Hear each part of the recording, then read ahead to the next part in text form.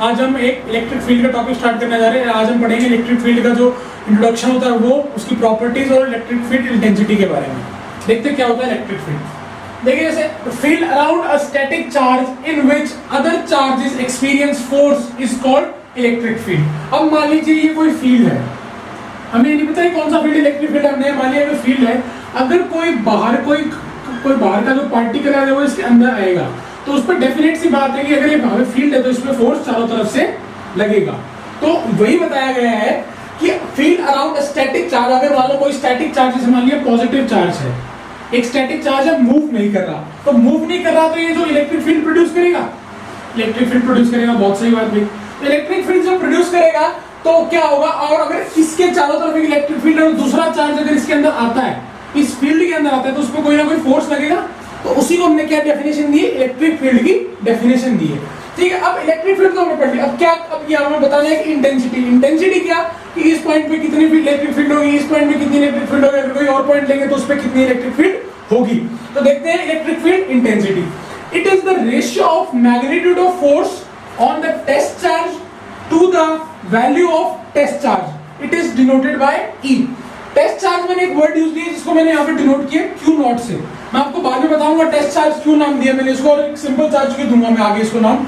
देखिए इसका फॉर्मूला क्या, अगर मैं इस डेफिनेशन का एक फॉर्मूला बनाऊं तो क्या बनेगा, electric field intensity equal to force, magnitude of force and q naught test charge का मैग्नीट्यूड। अब देखिए क्या होगा, एफ क्या होता है, फोर्स होता है, इसकी यूनिट क्या होगी, न्यूटन होगी, और क्यू नॉट क्या होता है हमारा, चार्ज होता है, इसकी यूनिट क्या होगी हमारी, कूलम्ब। चार्ज कोई भी हो यूनिट उसकी क्या होगी, कूलम्ब। तो यूनिट क्या होगी इसकी, न्यूटन पर कूलम्ब। और सिमिलरली जब डायमेंशन देखेंगे, इसका डायमेंशन क्या होगा, metre m1 l1 t-3 a-1। और ये देखें कि मैंने बताया कि यहाँ पे देखो फोर्स काम में ले रहे हैं, फोर्स, तो फोर्स की हमेशा डायरेक्शन होती है, तो हमेशा इलेक्ट्रिक फील्ड की भी डायरेक्शन होगी, और इसकी अगर डायरेक्शन होगी तो ये क्या होगी, वेक्टर क्वांटिटी होगी। तो मैंने बता दिया ये क्वांटिटी किस टाइप की है, वेक्टर क्वांटिटी है। ठीक है, फिर देखते हैं इसकी डायरेक्शन क्या होगी। इलेक्ट्रिक फील्ड की डायरेक्शन हमेशा पॉजिटिव से नेगेटिव होती है, कभी भी नेगेटिव से पॉजिटिव नहीं हो सकती। जैसे मैग्नेटिक फील्ड की डायरेक्शन हमेशा नॉर्थ पोल से साउथ पोल होती है, इसी तरीके से इलेक्ट्रिक फील्ड की जो डेफिनेशन जो डायरेक्शन होती है वो हमेशा पॉजिटिव से नेगेटिव होती है। इसमें नॉर्थ साउथ नहीं होती, इसमें पॉजिटिव नेगेटिव होते हैं। क्यों, इसके अंदर चार्ज होता है इसलिए।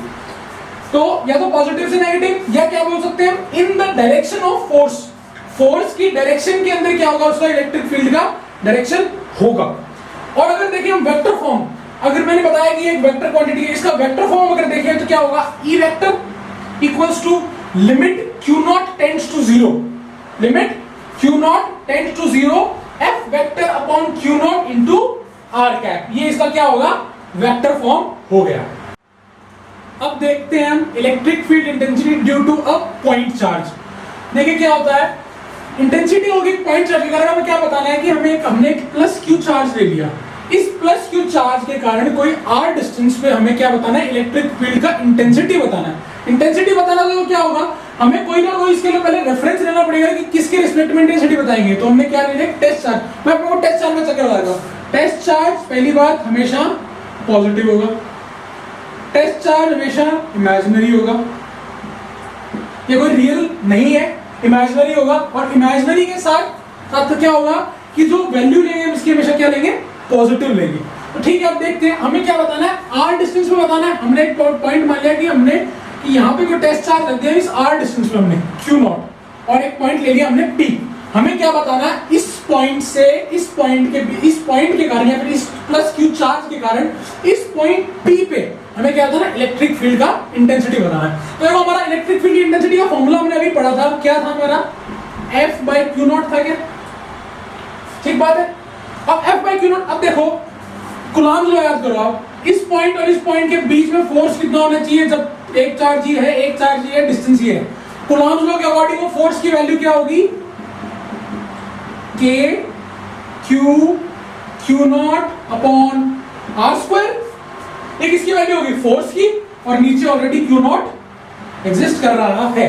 ठीक है, अब देखो क्या होगा, k q not upon r square into q not. q not से q नॉट क्या हो जाएगा, कैंसिल, क्यू नॉट से क्यू नॉट कैंसिल होगा तो हमारा क्या होगा, ई का वैल्यू क्या आएगा, के क्यू अपॉन आर स्क्वायर। अब देखिए टेस्ट चार्ज हमने माना था और टेस्ट चार्ज हमारा कैंसिल भी हो गया, तो इसका मतलब क्या, हमारा जो इलेक्ट्रिक फील्ड का इंटेंसिटी होगा वो डिपेंड नहीं करेगा टेस्ट चार्ज में, मगर हम टेस्ट चार्ज के बिना उसको निकाल भी नहीं सकते हैं। हमने टेस्ट चार्ज के रेफरेंस से उसको निकाला है और ई का वैल्यू हमारा क्या आया, k q upon r square, where k is constant, q is given charge and r is distance है जो उस पॉइंट, उस चार्ज से जितना दूर हमें पूछा है उस डिस्टेंस का जो लेंथ होगा वो हमने क्या दे रखा है, आर दे रखा है। हमने इलेक्ट्रिक फील्ड इंटेंसिटी का फॉर्मूला निकाल लिया, क्या निकाला हमने, E is equals to KQ upon R square। अब हम ये बताएंगे कि इलेक्ट्रिक फील्ड डिस्टेंस पे किस तरीके से डिपेंड करती है। अगर हम देखें कि हमारा ये जो फॉर्मूला है इसके अंदर K हमारा ऑलरेडी कांस्टेंट है क्या, अगर हम मान लें कि हमारा Q भी कांस्टेंट हो जाए तो हमारा जो फॉर्मूला बनेगा वो हमारा क्या बन सकता है, ये बन सकता है। अगर ये फॉर्मूला बन गया तो इस फॉर्मूले के बेसिस पे हम देख सकते हैं कि जो E है वो इनवर्सली प्रोपोर्शनल है आर स्क्वायर के। इसका मतलब क्या है, जैसे जैसे डिस्टेंस बढ़ेगा हमारा इलेक्ट्रिक फील्ड इंटेंसिटी कम हो जाएगा। ठीक है, तो इसको ग्राफिकली अगर हम रिप्रेजेंट करें, अगर इस फॉर्मूले के अकॉर्डिंग हम ग्राफ बनाएं E के बीच में और R के बीच में, तो हमारा क्या बनेगा, एक एक्सपोनेंशियल ग्राफ बनेगा क्या, कुछ इस तरीके से। क्यों, क्योंकि दोनों के दोनों क्या है, इनवर्सली प्रोपोर्शनल है।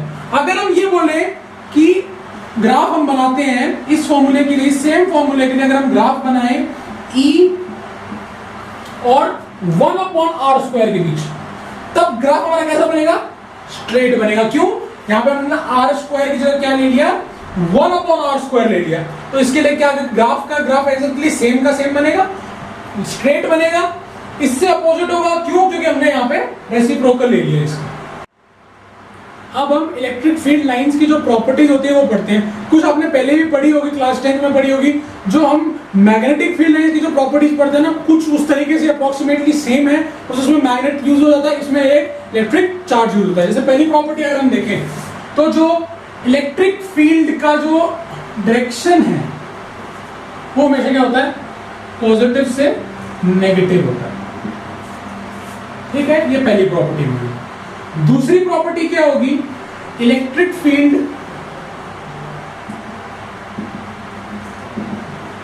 लाइंस जो होती हैं वो इमेजिनरी होती हैं एंड कंटिन्यूअस होती है। इसका क्या मतलब है, इमेजिनरी और कंटिन्यूअस का मतलब ये क्या है, ये लाइंस हम इमेजिन करते हैं कि इस डायरेक्शन में या फिर इस पाथ के थ्रू हमारी इलेक्ट्रिक फील्ड जा रही होगी, मगर कंटिन्यूअस होती है। कंटिन्यूअस जैसे कैसे, ये लाइंस ऐसे डायरेक्ट कंटिन्यूअस होंगी किसी भी पॉइंट से। अगर ये बीच में कहीं ब्रेक हो जाती है तो ये चीज पॉसिबल नहीं। क्यों, क्योंकि यहाँ पे जो इलेक्ट्रिक फील्ड इंटेंसिटी की वैल्यू है वो 0 हो जाएगी, और ऐसा हो नहीं सकता कि यहाँ पे फील्ड है, यहाँ पे फील्ड है और इस एक पर्टिकुलर पॉइंट पे इलेक्ट्रिक फील्ड का जो वैल्यू है वो क्या हो जाए, 0 हो जाए। तीसरा अगर हम देखें, कोई भी two electric field lines cannot intersect।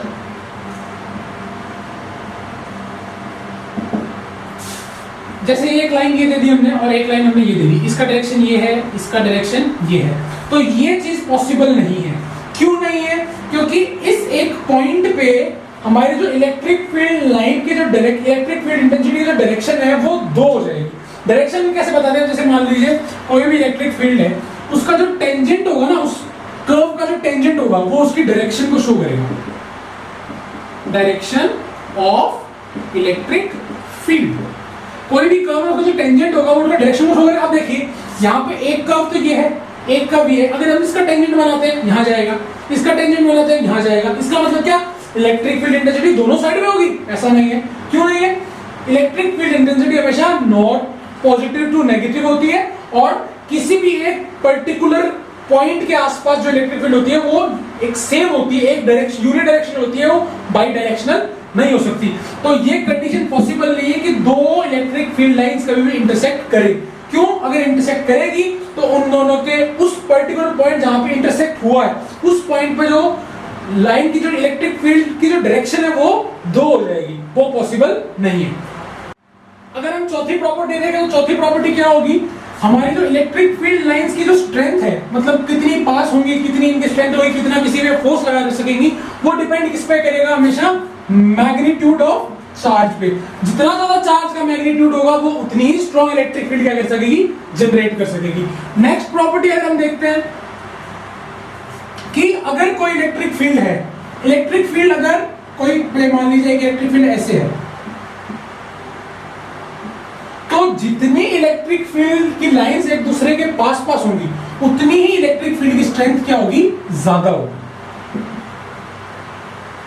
Strength क्या होगी, ज्यादा होगी। जैसे इस पॉइंट पे अगर देखें और इन पॉइंट्स पे अगर देखें तो इन पॉइंट्स पे इलेक्ट्रिक फील्ड की जो इंटेंसिटी है वो ज्यादा होगी इन पॉइंट्स के कंपैरिजन में। अगर सिक्स प्रॉपर्टी अगर हम देखें तो क्या होगा, अगर सारी इलेक्ट्रिक फील्ड लाइंस हैं वो पैरेलल हैं और लेंथ में बराबर है, तो उस टाइप की इलेक्ट्रिक फील्ड जो होगी वो क्या होगी, यूनिफॉर्म इलेक्ट्रिक फील्ड होगी। यूनिफॉर्म इलेक्ट्रिक फील्ड होगी। अगर हम देखें, आप देखिए क्या होता है इलेक्ट्रिक फील्ड, मैंने आपको बताया कि पहले ही बता चुका हूं कि इलेक्ट्रिक फील्ड इंटेंसिटी होती है वो किस पे डिपेंड करती है, मैग्नीट्यूड ऑफ चार्ज पे। अगर हम देखें फर्स्ट केस समझ ले अंदर, अब कि दोनों के दोनों जो चार्जेस हैं वो क्या है, बराबर है। दो चार्जेस लिए हमने और उनकी जो मैग्नीट्यूड है वो बराबर है और दोनों के दोनों क्या है, सेम चार्ज है। क्या है, सेम चार्ज है। तो हमने मान लिया कि पहली बार पॉजिटिव चार्ज ले लिया। पॉजिटिव चार्ज ले लिया तो देखो मैंने एक चार्ज लिया यहाँ पे Q1, एक चार्ज मैं ले लेता हूं यहाँ पे Q2। यहाँ पे मैंने क्या रखा, बीच में टेस्ट चार्ज रख दिया। टेस्ट चार्ज रख दिया तो मैंने क्या बोला, हमेशा टेस्ट चार्ज कैसे लेना है, पॉजिटिव लेना है। तो हम देखें कि जो इससे मैंने बताया कि हमेशा जो मैंने बोला दोनों के दोनों क्या पॉजिटिव है, तो Q1 जो है पॉजिटिव है, Q2 पॉजिटिव है, तो हमेशा जो इलेक्ट्रिक फील्ड लाइंस की जो डायरेक्शन है वो कहां होगी, अंदर से बाहर की तरफ, क्योंकि पॉजिटिव हमेशा इलेक्ट्रिक फील्ड बाहर निकलती है पॉजिटिव से। तो हमारी मैग्नेटिक फील्ड डायरेक्शन कुछ ऐसे जाएंगी और सेम ऐसे इससे भी होगा। अब देखिए कि जब मेरे इलेक्ट्रिक फील्ड लाइंस का जो स्ट्रेंथ है वो अप्रॉक्सीमेटली इक्वल है। क्यों, क्योंकि दोनों का जो मैग्नीट्यूड है चार्ज का वो क्या है, बराबर है। अगर सेम हम अगर देखो मैं ये अभी कोई डायग्राम सही नहीं है, जब तक मैं इसके डायरेक्शन नहीं लगाऊंगा ना तब तक ये डायग्राम सही नहीं माना जाएगा। क्यों, इलेक्ट्रिक फील्ड हमेशा डायरेक्शनल होती है, उसकी डायरेक्शन हमें दिखानी जरूरी है। सेम अगर हम ये नेगेटिव चार्ज के लिए, किसके लिए, नेगेटिव चार्ज के लिए, तो हमें खाली क्या करना है, डायरेक्शन को चेंज करना है। और कहां करना है, अंदर की तरफ करना है। डायरेक्शन को थोड़ा सा चेंज करना है और अंदर की तरफ कर देंगे तो नेगेटिव के लिए हो जाएगी।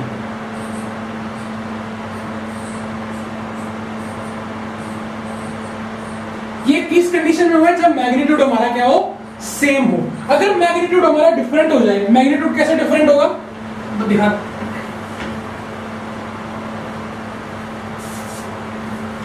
मैग्नीट्यूड हमारा अगर डिफरेंट हो जाए, जैसे Q1 is not equal to Q2 का मैग्नीट्यूड, तो क्या होगा उस कंडीशन में, मान लो दोनों पॉजिटिव है, दोनों पॉजिटिव है, तो क्या होगा, ये मेरा कोई था Q0 टेस्ट चार्ज, यहां पे मेरा Q1 है, यहां पे मेरा Q2 है। अब ये मान लेते हैं कि Q1 जो है वो ग्रेटर है Q2 से, मतलब उसका जो मैग्नीट्यूड है वो क्या है, ग्रेटर।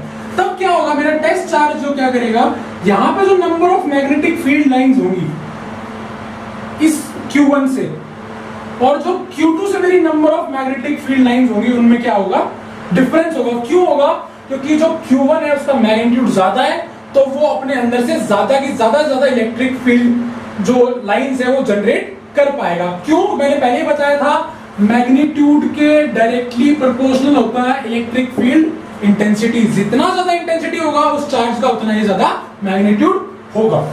अगर आपको हमारा आज का वीडियो पसंद आया तो चैनल को सब्सक्राइब करें, वीडियो को लाइक करें, शेयर करें।